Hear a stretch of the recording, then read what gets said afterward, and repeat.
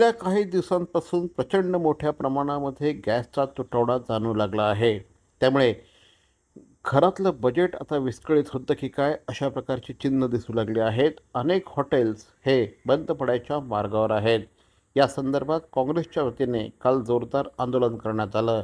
घरगुती आणि व्यावसायिक गॅसच्या दरवाढीच्या विरोधात काँग्रेसने जिल्हाधिकारी कार्यालयाजवळ हे आंदोलन केलं. पोटात पडली आग, मोदींनी केलं सिलेंडर महाग अशा प्रकारच्या घोषणा देत सरकारचा यावेळेस निषेध करण्यात आला. काँग्रेसचे ठाणे अध्यक्ष श्री विक्रांत चव्हाण यांच्या नेतृत्वाखाली हे आंदोलन करण्यात आलं. सरकारच्या काळातून 400 रुपयावरून 1200 रुपयावर आलेले आहेत आणि आता परत भाव वाढवत आहेत. मोदींचं कुठेही कंट्रोल, राजू इकडे, मोदींचं कुठेही कंट्रोल नाही महागाईवर.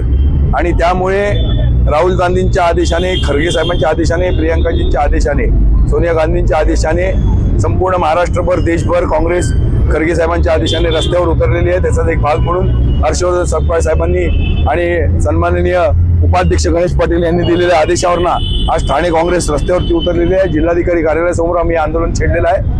आमची विनंती आहे जिल्हाधिकाऱ्यांना, आमचं जे निवेदन आहे ते कृपया तुम्ही मोदी सरकारपर्यंत पोहोचवावं. गॅसचा तुटवडा कसा कमी होईल आणि गॅस सिलेंडर कसे हे कमी होईल, दर कमी होतील याच्याकडे लक्ष द्यावे.